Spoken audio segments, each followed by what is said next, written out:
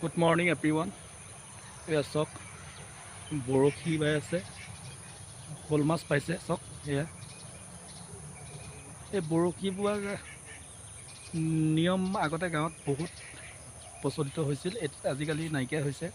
এয়া চাওক, এই ধাননিৰ মাজত শ'ল মাছবিলাক ধৰি আছে, শ'ল মাছবিলাক ধৰি আছে। চাওক এয়া বৰশী।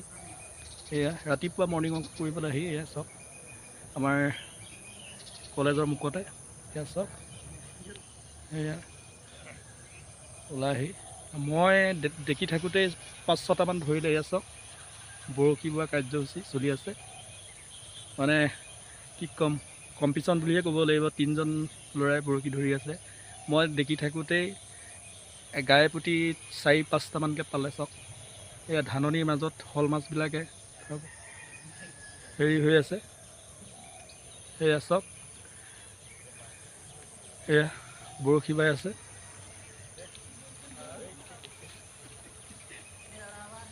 এয়া আমাৰ এই চিকিউৰিটি গাৰ্ডো ৰখি আছে।